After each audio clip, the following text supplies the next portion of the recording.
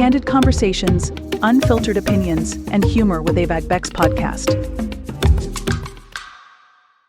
Hello, welcome to our episode today. So I have with me a very interesting guest. His name is Parker Dean. Parker is a stand-up comedian based in LA. So Parker is also the founder of Off the Cuff Consulting. And he's done communication style coaching for the last 4-ish years. And he's going to talk to us how he uses his career as a stand-up comedian to actually coach and train people in communication. So another episode where you're going to learn a thing or two or find this unique individual, somebody that you may want to work with. So let's welcome Parker Dean. Hi, Parker. Thank you so much. Hi. Thank you so much, Idongesit, for having me on the show. I appreciate it.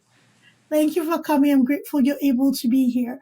So we're going to take a journey with you. Walk us through it as much as you possibly can. Where you started, how you got here, why you're still doing this.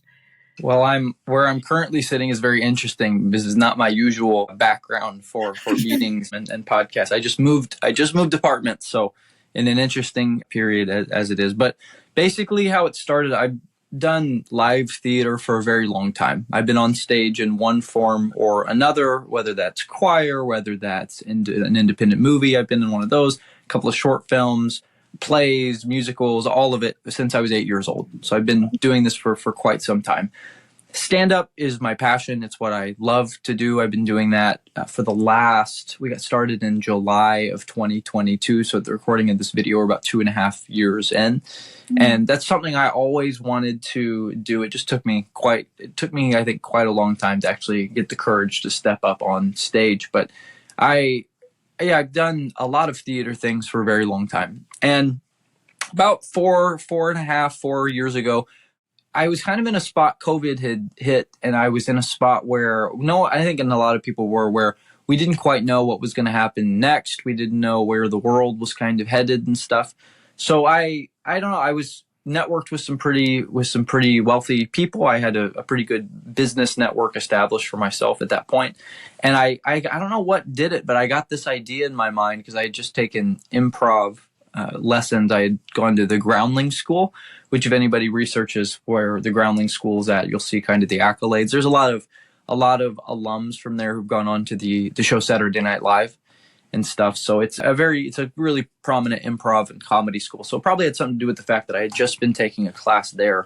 But I just got it in my head, man, it'd be really fun for a lot of these business people that I know to do improv exercises, because I see that whenever I go and I'm in a corporate environment. I remember when I first joined college, they had a welcome day or whatever. And then they put everybody in different rooms, like all the freshmen. And then they did like icebreaker exercises and warm up exercises. And I recognized that was pretty normal, I guess, for special days for companies, whether it was, a monthly meeting or whether it was a big seminar that a company would do. They would do different out of the box, I guess you could say, or what's the word I'm looking for?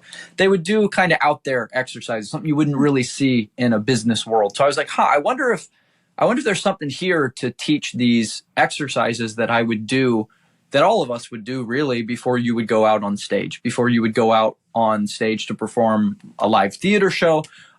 These exercises that we would do in class, these exercises that we would do when I took a whole semester long improv class in college because I have a theater degree. And so, I just wondered, is there something here? And it turns out there very, very much is. So I teach predominantly communication, anything from storytelling to being a better public speaker, removing the ums and the uhs from your language. I work with a lot of people who want to be better at networking, who want to make friends, who want a better social circle, as well as people who want better romantic relationships. So it's everything under the sun, communication wise, is what I teach. And it's been an amazing journey. I've taught at this point well over 800 people. And I usually will work over Zoom. So I've had the fortunate pleasure of working with people from a lot of different countries. So I've worked with people from 30 plus countries. And I would have never thought that this would have been a thing that would take me as far as it has, and would be a thing that would have really helped so many people with so many areas of their life and communication. Yet here we are, very, very grateful to be able to do this. That is beautiful to hear. And, kudos to modern technology. The reach is beautiful.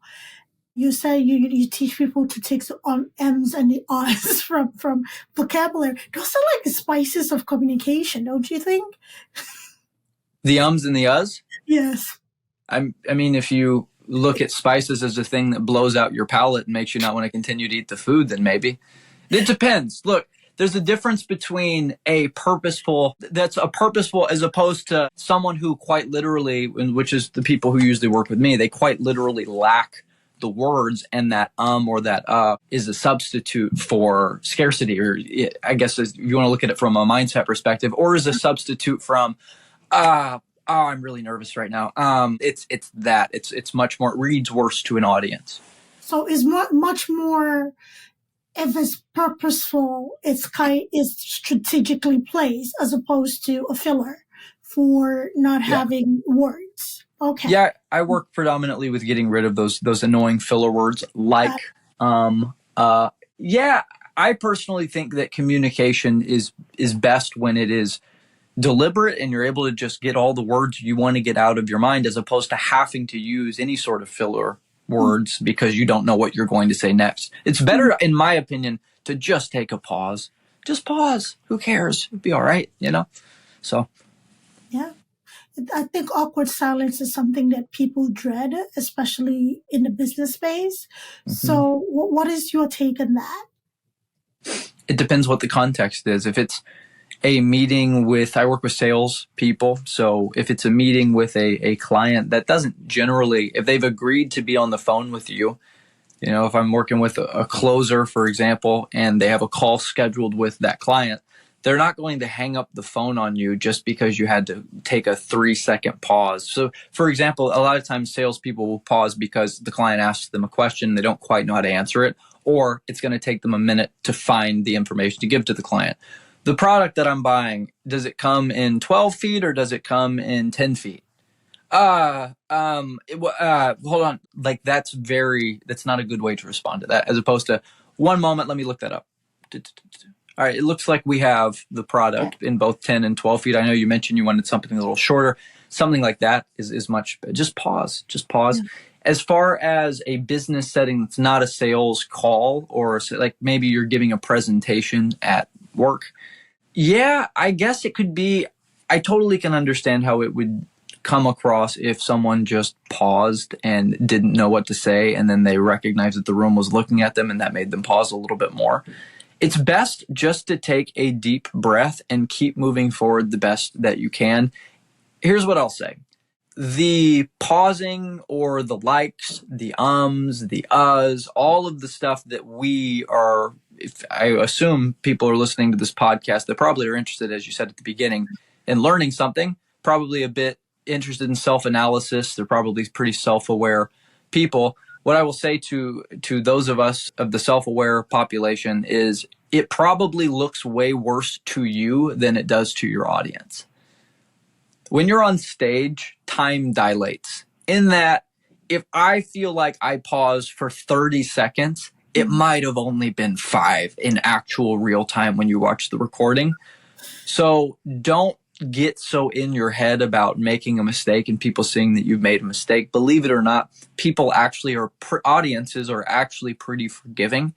And why not just take a pause instead of freaking out and ruining your entire presentation when you could just take a deep breath. It's all right. It's all right. You're going to be okay. Yeah. I mean, breathing is overrated and stuff. So like, why bother breathing? Because, people notice, right?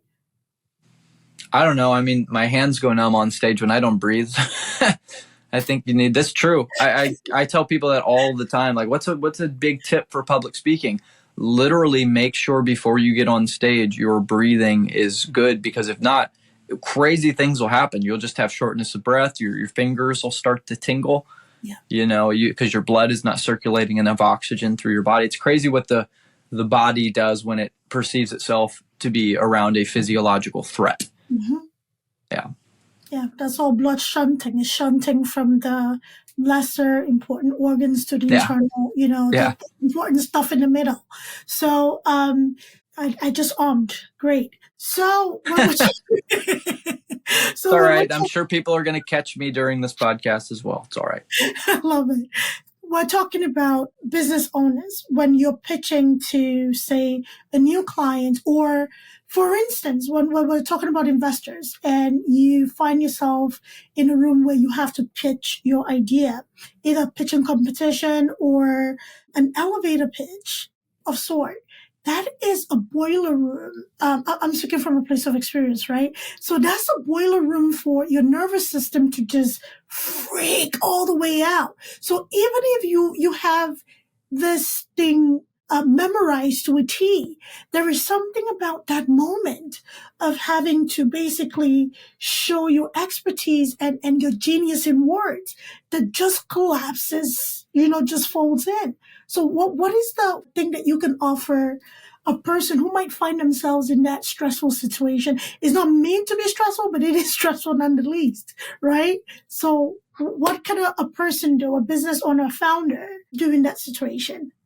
Well, the first thing you do, and I've said this before, is talk to people before your presentation if possible.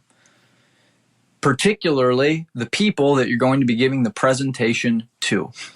So if there is a moment, you show up early, maybe you show up 15 minutes early and other people are there early as well, if possible. Now it depends on the established relationships and the context of what you're doing, obviously, but if possible, at least talk to the people that you're going to be giving the presentation to, because that automatically breaks that ice cold wall of nervousness of, oh, these are people. These are people. And it really does readjust your expectations. And someone who's very nervous, like you said, boiler room, it's a great word to describe the intense psychological stress that someone can go through right before giving a speech that might help them tremendously in their career or not, right? That's a big, big moment. Mm-hmm. I find that if I tell someone, you can go, whoever you're giving the presentation to, if it's HR or your boss, whoever it is, you can go talk to them before the presentation. They're like, no, I'm too nervous. I have to focus on my presentation. It's like, that's the exact opposite of what you should be doing, because the more you're talking, the easier it's going to be to start talking again. It's actually the jarring moment of going from being silent and having all of that stress built up inside to actually externalizing your thoughts. That's where the fumble happens, because you're going from one state to another, as opposed to if you just walk in and you're able to just start talking to your boss. Hey, it's great to see you. Really looking forward to the presentation. Whatever it is, however you choose to go about that, that makes it so much easier, believe it or not, once you start. And if you can't talk to them, at least talk to the other people that are on the outside of the room. Talk to the secretary, talk to somebody, get on the phone with a friend, just start talking. And that shift from walking, if you're not giving a presentation, to giving a presentation will be eased if your mouth has already been moving. So that's the number one tip I give for anybody who's worried about public speaking in general, but particularly for a very stressful speech or stressful presentation, like the boiler room analogy that you've given. Past that, I find personally that reading from it depends on, again, the context. There's so many of these different variables when it comes to speeches like this. Reading a speech that you're holding in your hand is a bit of a crutch, and it's not a good way of delivering a presentation. It's much better if you can deliver that presentation without a speech in your hand, without note cards in your hand, maybe even just being able to talk directly to the people and then motioning maybe behind you at the PowerPoint or something that is behind you. I find that's the best way to go about it. If anyone is reading off of note cards or reading a speech and they're in a situation like what you're describing, if I just can't get it right, this is really stressful, it's because you're probably not connecting with the people you're talking to. Your eyes are more focused on getting it right as opposed to sending a message. And you should be much more focused on sending the message. Now, if someone is trying to, like you said, you got it completely memorized and still it's really, I'm really, really nervous. What I would recommend is actually the opposite of what I just said, which is get a small note card and put in I usually just do a bulleted list. This is how I memorize stand-up things and how I would also memorize entrances and exits for stage when I was doing live theater still. You just put a bulleted list of all of the main points of what you're saying to where if your eyes fell upon that note card, it would know, oh, I'm supposed to talk about this unique project that I've been working on, or this milestone for our team, this particular one. Oh, okay. And then you can go into that. Having just that as a little cue for your mind is super, super helpful. The last thing I would recommend outside of these other two that I have is run an improv exercise. I teach this. I run a solo improv exercise. These improv teachers, these theatrical improv teachers think I'm crazy when I say you can run a solo exercise, but you can. You run a solo, it's like a warm-up exercise for your mind. This is what I recommend my salespeople, my guys who do sales right before they do sales, because it helps you. It tremendously eases the psychological burden of having to give a presentation. So I would just say run a solo improv exercise. Yeah, all great tips, all great advice. Let's talk about affect, because this is another place where people fold. So being on a phone call with somebody is very different from either seeing the person face to face or being in a room with this person you're presenting to. And feeding off of the energy of the people that you're presenting to can also have an effect on maybe your presentation. Some people present very intimidating. Some people have a flat affect, right? And some people are relaxed, like, show me what you got. Even on a show like Shark Tank, right? There's some of the panelists that are more approachable in a sense than yes, others, for sure. Right? And in a situation like that, what can a presenter do? What can a person do when either you're faced with one person who has a flat affect or a not so approachable affect, or a room full of people with different presentation in their affects? So we're in an interesting situation right now. I've never heard the word affect used in terms of, so the point that I'm making is this is an excellent situation for anyone who's watching. This is like you're a salesperson and you get asked a question and you don't quite understand it. You could go about it by saying, so the affect, like you could do that. Or I literally could just do what I'm doing right now, which is just a teaching moment. It's like, I see it, right? So I could just do what I'm going to do right now. And so when you say affect, do you mean someone's enthusiasm or someone's how they come off to the presenter when you say affect? How they come off, their facial expression. Gotcha. Yes, that's their affect. Are they just, arresting, what face? Or are they kind of like almost relaxed, not completely smiling? Or are they just, while you're here, get to it kind of a thing? Gotcha. So then for everyone who's watching, I'm going to answer this question along the lines of demeanor is how I hear that. Someone's demeanor, or you said facial expression, which is something I can talk about. You are looking for the audience to be with you. This is one of the most difficult lessons that I teach because anybody who's ever done live theater knows exactly what I'm talking about when I say that. Anybody I think who's done stage stuff in general, I think will understand what I'm saying, but definitely someone who's done live theater. This is a lesson that resonates. People are with you in a variety of ways, though. When I say with you, I mean they are paying attention. More or less. More or less, it's a bit more nuanced than that. Like I said, a bit harder for me to explain if no one has done live theater. But the point is, throughout the course of a stage play, there are different moments where you expect, for the most part, an audience is going to react in a certain way. If I say this line, it's probably written to be funny, so I can expect that there's going to be a laugh after this line. If I am in the middle of giving a dramatic monologue where there's a big reveal, maybe I expect that the audience is going to gasp or there's going to be something like that. Basically, what I'm listening for as an actor while I'm delivering these lines is I'm registering the emotional response, I suppose you could say, from the audience. And in that, if I see a big response from the audience, I know that they're with me, meaning they're engaged with what I'm doing. If I don't hear it as much or it's spread out, like someone laughs and another person laughs, whatever, it's like they're not necessarily with me, which means I might have to slow down what I'm saying so that way they can understand. There are different ways you can play with that. So the point is, you always want to make sure an audience is with you. Having said that, as I said at the beginning, There are different ways an audience will show that they are with you. The easiest way and the universal rule that you can tell if someone is with you, even if they might not be giving you as positive or cheery of a demeanor or an affect, they're just a little flat, are their eyes on you? That's it. Are their eyes on you? And if when I say they, it's a group of people. If a couple of people are giving you more, focus more on them. Make sure you're looking everybody in the eye as you go across. Like, let's say there's 3 people that I'm presenting to. So there's one person here, another person here, and another person here. Then as I'm talking, I'm going to alternate what I'm saying. But then if I have something funny to say, let's say the camera right now is the person who is a little bit more, they have a more positive attitude, a better demeanor. Then what I'm going to do is when I say a joke necessarily, I might say it right to here.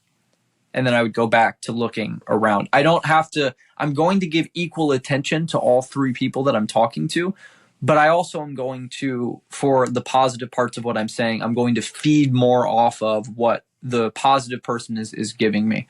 Great comedy host, his name's Sean Connor, that I know. He always says at the beginning of every show that I'm in with him, he says, the energy that you give the performers, they're going to give right back to you. And so, yeah, I just find the people within the audience that are willing to give you that. And if nobody is, just register, make sure that their eyes are on you at least. And from there, do your best, push forward, and recognize that it quite literally might have nothing to do with you. They might low-key be a little boring, or they might have had a long day. You never know what's going on with people, but it's not everything is your fault. If you're doing your best, you've memorized that speech, that boiler room speech to a T, and you go in there and they're just giving you nothing back. Well, I mean, you did your best. You memorized as much as you could. You knew everything that you could. When they asked you a question, you gave your best answer to it. You ran your improv exercises before. You tried to talk to people before. If they didn't give you anything, it might literally have nothing to do with you. Great point. So just going still on the affect journey a little bit. Something that I have done, and I see a lot of other people have done. However, I have been very conscious of the environment that I do this, because not every environment is built the same, and not everybody within an environment is built the same. To break ice, people have been known to crack a joke, say something funny, or, just before the actual business of presentation has gone on, just extend a pleasantry like, hi, how's everybody doing? Today's great that we're here. Not every environment, again, accepts that or would respond to that. You can say good morning, and just a few people do respond. Do you find that that is enough to derail somebody from, say, all this presentation or preparation they did before the presentation? And how can a person guard against that? You've actually said a lot about it. It's not always your fault. It's not about you. But for a person who depends on that feedback and that involvement of the crowd. So what is the one thing a presenter, other than not taking it personal, can do? Because I've seen comedians kind of like, retort back at kind of a lukewarm crowd, like, okay, then forget you. I'm just going to do my job. So how can somebody do that professionally without coming off as aloof? Well, my question to you would be, this seems to be an area that you have a lot of experience in. Can you give me a little bit of context for areas that you've been in where you've had to give presentations and the audience has been a bit cold? Mark, did. It's all around a business. Okay, so I'm in healthcare. Yeah. Healthcare is a very serious business, right? With literally life and death. Not everybody is usually soft. I'll use the word soft. It's not really the word I want to use, but that's the only thing that came to mind. Interpersonal skills is not something that everybody cares to show at all times, especially on the business end of things. And we live in a world where it's kind of like closed-ended question. I'll ask you this, get out. Okay, next, right? Okay. So in those kind of environments, especially even with pitching to investors, okay, in that space, it can be dicey. Right? It's not like, pitching a video game idea or, whatever. It's something that could possibly lead to productivity issues. So, yeah. Yeah.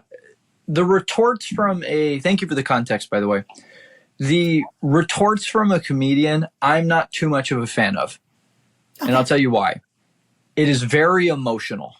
And it can be, I've seen it happen. And it's funny because if you look at my clips, I have a couple of really funny clips where I have a response to a negative response that an audience gives me. Let's say I'll bring all this together to answer your question. Okay.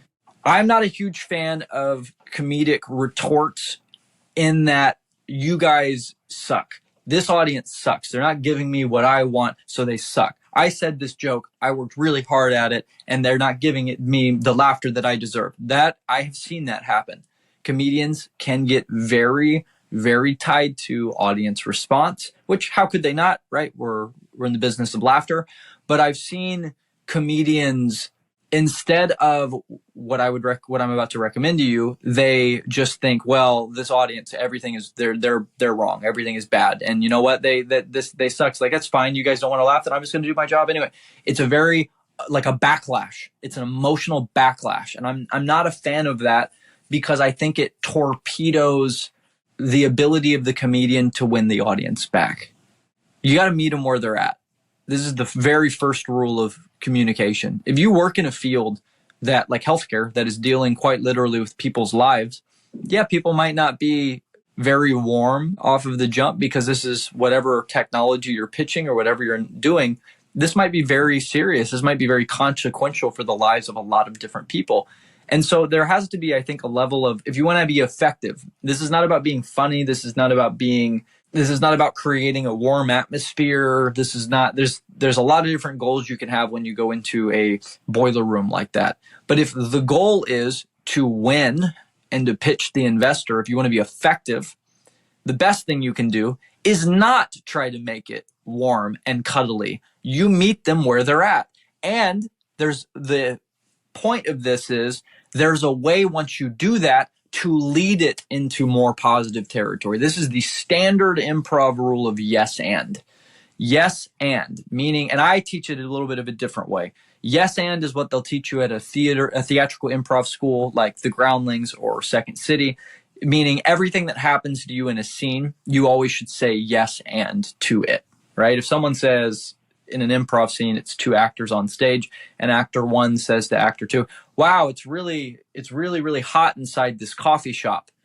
Actor two, since they're making it up on the spot, a lot of improv, actor two can't say, well, it's actually not very hot. It's actually quite cold. I feel really cold. No, he is saying no to what she recommended him. So he instead should say, man, it is really, really hot. I hope that they fix the air conditioner. And you say you add on some value, you push the storyline forward. In the same way, when you are in a situation like this, you do what I call, it's the same thing as yes and, I just have a little bit of a different way that I teach it, accept and engage. Accept and engage. The room is cold. Great. I guess I'm giving a cold presentation. That's fine. I can do that. And now that I've accepted that, then I'm going to find ways to let my personality show through once I have been willing as the performer not to make it about me. And I instead meet them where they're at, because a lot of comedians make it about them. They make it about them. And that's fine because an audience is there to see your story. They are there to hear your unique perspective. They are there to a certain extent to allow themselves to be led by you. But they have to know you first. They have to like you first to a certain extent. They have to at least be comfortable with you taking them on a journey. That's the thing with stand-up that I really believe in. And when it comes to giving a presentation, yeah, a person might be, it doesn't have to be your field necessarily. I'm sure there are other incredibly serious fields. It doesn't necessarily just need to be the field of healthcare. Maybe it's car manufacturing. You know, I had a student of mine who would give I can't say which one because we sign NDAs and, you know, I got to keep the privacy of my students. But I will say he worked for one of the top 3 car manufacturers in the U.S. and he had a prominent engineering position there. And so he'd give presentations to the executives there. And that's a pretty serious thing because they're going to deal with, are the cars going to function? Are we keeping people safe? Is the technology where it needs to be? It's a pretty serious environment. So when you go in there as well, you might not go in trying to get a warm response immediately off the jump. But if the room is cold, you can register that the room is cold, and then you can move from there. But you have to register it first. So you can have a very professional at the situation you're describing. Hi, how's everyone doing today? Good. I'm really excited to talk to you guys about X, Y, and Z. Let's get right into it. And then you just go into your presentation, and then they're like, okay. And then all of a sudden, when you start to say things and you don't get the emotional response you want, that once you have established, I don't want to say a level playing field, but a playing field of, I understand where you are at because you're my audience. I understand where you're at emotionally, and I'm vibing with you kind of on the same level. We're in the same place. Then once I say a joke or something and it doesn't hit it, I can say, and that I don't even know what a joke you would say is in that type of a situation, or something you would say to get a positive emotional response. But let's say you say something and then you go, and then you get nothing from the audience. Then you can say, it's all right, guys. Don't worry. Lunch is coming up in a half an hour. We're almost done. Whatever. And a line like that will go, oh yeah, they get, because we are hungry because lunch is going to be up in a half an hour. But that state of mind, the ability to have what, as I call it, a recovery line, or something that does, because that's my personality, at least. I can't speak for you, but for me, my personality, that's exactly a line that I would use. And so, one of my greatest lines ever that I've used on several occasions when I lose my audience is I just tell them, oh, well, so I guess I've lost you guys now. What are we going to talk about now? Well, I'm on stage doing stand-up. If I say a joke that doesn't hit, I will literally say that. All right, well, now that I've lost you all, what do you guys want to do now? And that calling out of the truth of the moment really does seem to make an audience laugh. And it really does seem to focus and bring an audience back into presence. And those little moments are the ones where you let your personality show through. But it's important off the jump that you know your stuff in a presentation. You've memorized your script, if that's what it calls for. You have finished your presentation with whatever PowerPoint or video is, or working model, if you're in the engineering field, is going to be with you during the presentation. It's important that you've done your best. You've maybe done a warm-up, an exercise or two. You've tried to talk to people at the beginning if possible. You breathed, you're good. And from there, meet the audience where they're at. And then once you meet them where they're at, generally, they will give you a bit of license to lead them.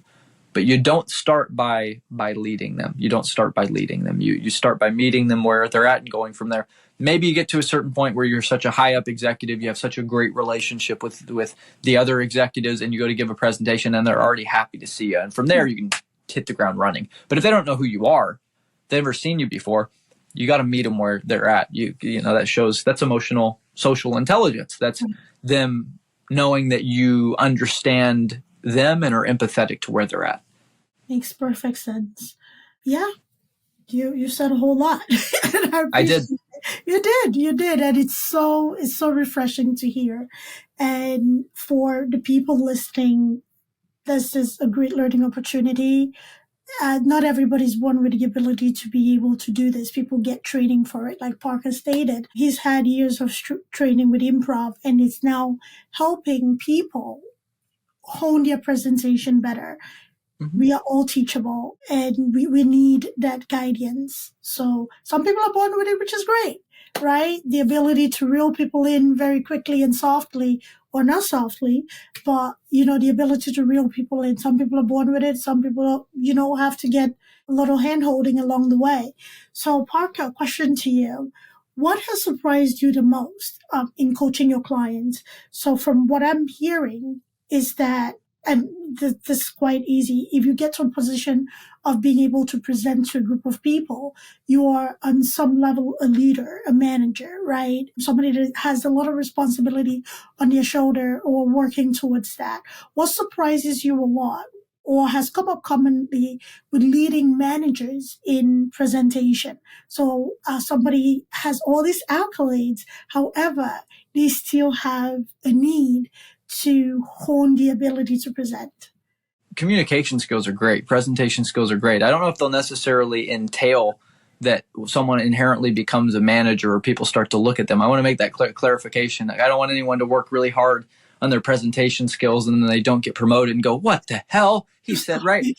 at least for me and the people that I've worked with, the ones who are in those leadership roles do not think right before they're about to walk in and give a presentation, I have the entire world on my shoulders. If I screw this up, everyone is going to hate me. I am a leader. I need to look like I know what I'm talking about. Those are not at all the effective thoughts that are on their mind right before they give that presentation.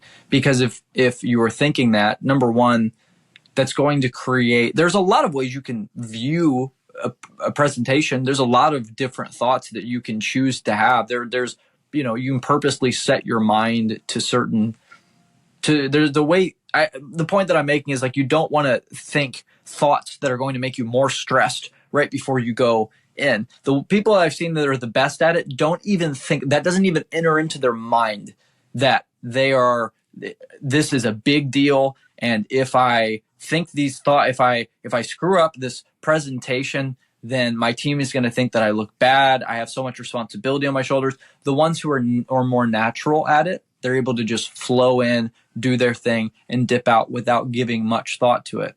I've had this experience where I'll regularly perform stand-up for people anywhere between an audience of maybe 50 people. I'm doing a show in Las Vegas, Nevada. At the end of the month, it's probably going to have anywhere between 100 and 150 people in it. It's at a nice comedy club in Vegas. I'm not thinking about right before I go out on stage, there's so many people here, I better get it right. So many people are depending on me. That is not a motivational factor for me. It doesn't help me. I've actually thought that because I have thought what you said there are a lot of people that are depending on me. So I'll purposely, just as a coach, I'll put myself in mental states like this because I know that my clients will be in it or whatever. And I tell you what, you look out at the audience and you think, oh my God, they're all here. And you allow your mind to slip into that state of everyone is depending on me. To me, that does not make me do better. I will tell you that. It does not make me a better comedian. It does not make me a better entertainer. And so I think the same thing goes for people in the business world. You don't have to put immense pressure on the fact that everybody is counting on you to get it right. I would choose to think other thoughts. And if those thoughts enter into your mind, I would choose to think different things like, okay, I better get this right. They're really dependent. Nope. Okay, what was I going to say in that presentation? And then I would force myself to read through and memorize my presentation. There's a certain quantity of thoughts a person can only have at one time. And so I choose to stall that off as much as I can. Now, there is a recognition of respect or love, I guess you could say, that you show to your team of, yeah, I'm doing this for you guys. I'm maybe the face of this team. Maybe I'm managing this group. And if I do really, really well, it's going to reflect really, really well on my team. There's definitely a certain level of respect that you need to show to that. I would find that I think what would help the most with easing that psychological stress would be having a very frank conversation with, depends on how big your team is, I guess. But let's say it's a team of 5 people. Let's just say that. You manage a team of 5 people. Why not talk to all 5 people individually and say, hey, I'm a little nervous for this presentation. What should I include in here? You've heard my speech before. If you haven't, maybe read it to them or your presentation. I'd like to go through this with you. Can you give me a little bit of feedback of things that you think I should get rid of or things that you think I should add in? And what that does is it gives a little bit of power and a little bit of agency to the people that are under you in the power structure.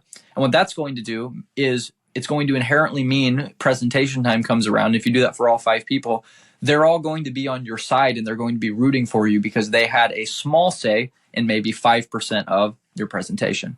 So again, it's transitioning the spotlight from you to the other people. It's not necessarily about you. If you give them a little bit of a say, they're almost going to be living vicariously through you when you're giving that presentation because they said, oh, I like this, or, oh, I really wish you would have gone more into talking about this particular accomplishment that we did. Whatever it is that they have to say, oh, you sound a little quiet when you're talking. Now, when you sound confident, they're going to feel great because they told you that and they gave you that feedback. I would look for feedback from the team. As counterintuitive as that may seem, being in a management position, why not?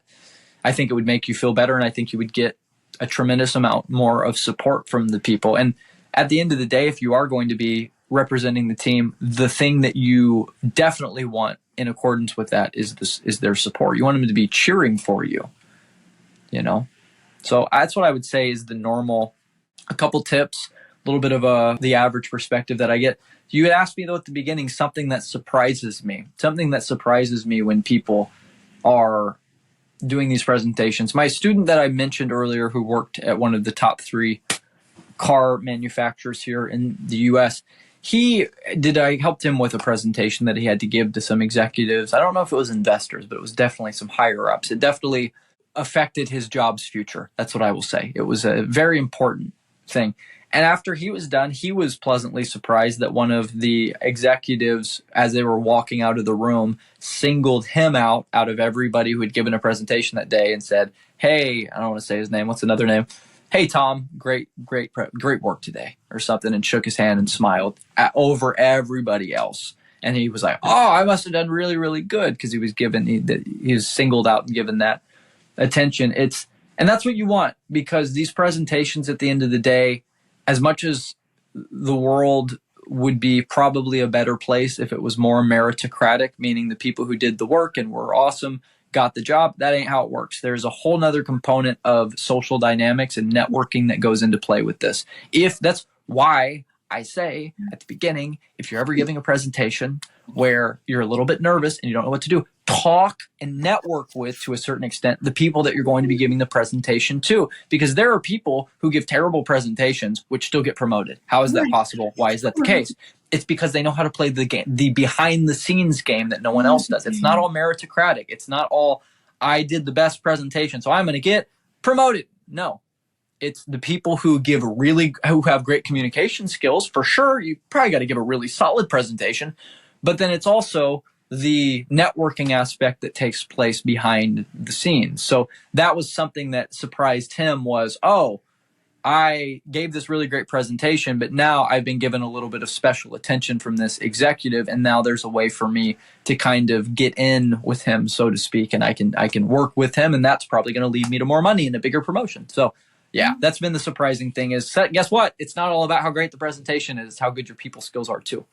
I'm so happy you put in that last piece, because people present and people learn and people pull out all the stops to make sure they present well, they dress well, they're well spoken, the PowerPoint is there, all the talking points are there. However, you can just go to the guy that went out last night with the executives for a drink, right? So come on, Yeah.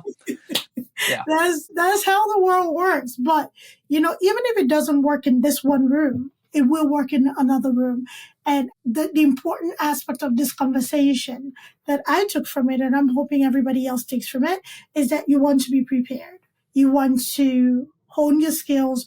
You want to not walk into a furnace, even if it's burning, and think it's a furnace. It is a furnace, but what is fire to you, right? So it's kind of like that mentality of not having a stressful situation overtake your nervous system. Because again, speaking your truth or speaking your thing in front of people and actually paying attention to their response to it, it's a full-time job. You're working, your brain is working overtime. So it's great. I absolutely love all the pointers you provided. But that last piece is something that you can't control. I had a guest on the other day that said they wished people understood the nouns. If you understand the nouns, life is so much easier. The nouns are things that you can't control. People, places, and things. Mm-hmm. That's a great tip. So you control what you can control. You've got the slide deck. It looks beautiful. You came out with your best looking outfit. You're well dressed, well groomed, and you smell well. Good. Don't smell like garbage juice, which is great. So you're here. You're doing your thing. The rest will figure itself out. If it doesn't work in this room, it will work in another room. So Parker, if somebody's listening to us and they're interested in working with you, whether they're founders that need to go out and do presentation for investors into their MVPs, or they're managers in, big companies and corporations who this presentation either is hinging on a bonus or a promotion or whatever, how can they find you, work with you, collaborate with you? So right now I have a couple open spots left. I don't work with very many private students at a time. I don't know. I've worked with a lot of different private students in different times throughout my tenure teaching. And I find that just having a couple people that I really resonate with, that I know I can help them with what they want, which are all the steps that you said. So the point is that I'm saying, as of the recording of this, when it's released, I'm assuming I'm still going to have some spots open left for one-on-one students. And I'd recommend just checking out the links below to be able to do that. Idongesit, I'm going to make sure that I send you the correct links, but there's a website. I believe we're going to do consultotc.com. Okay. That is where someone can go and schedule a free consult. I work with people for free, meaning that the first session, to kind of feel it out, I do a free consultation, and then from there we go. If it makes sense to work together, we move forward from there. So if you guys want a free consultation, sit down with me over video chat, or if you're in the Southern California or Los Angeles region in person, I'm happy to do that as well. And yeah, we sit down together and we get your goals set and see if the improv exercises that I teach, and if I can help you with where you want to go, which most of the time, if people find me, I can. So yeah, I'd say check out consultotc.com, and then you check out the part on the website that says one-on-one coaching, or it says coaching. And then, yeah, we do that. Yeah, I absolutely love it. The screening process is very important, because not everybody can teach everybody, and not everybody can learn from everybody. So having that screening is very important, because yeah, it needs to be effective. So we will make sure everything Parker Dean is in the show notes, the website, socials, whatever he has.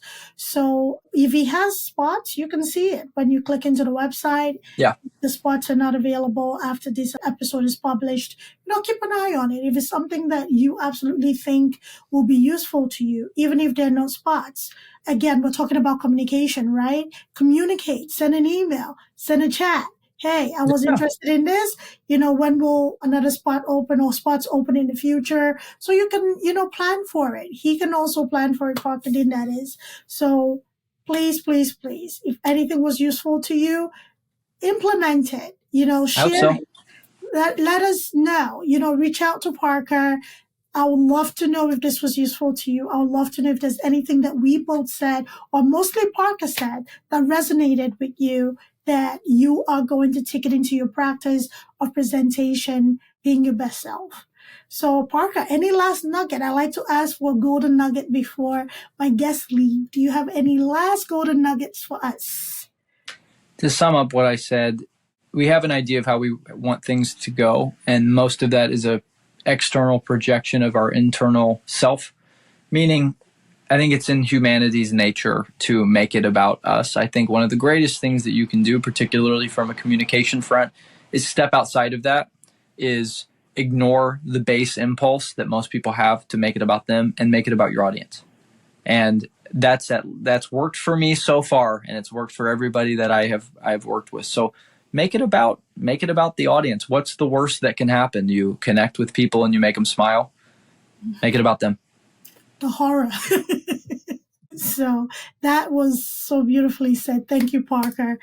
It's not about you. It's not about you. It's not about you. Stop reacting. Stop being emotional. Parker said it didn't come from me. Parker said that. Stop being emotional. It's not about you. So thank you so much for being here. I'm so grateful that you made time to be with us today, Parker. No, thank you for having me on. Thank you. Take care of yourselves, everybody. Let us know what you think. All right? Okay. Bye-bye. Thanks for tuning in to Abeg Vex Podcast. If you enjoyed today's episode, don't forget to subscribe, rate, and leave us a review. It really helps us out. We'd love to hear your thoughts and continue the discussion. So join us on social media or drop us a message. Until next time, keep exploring, stay curious, and keep pushing the boundaries of your world.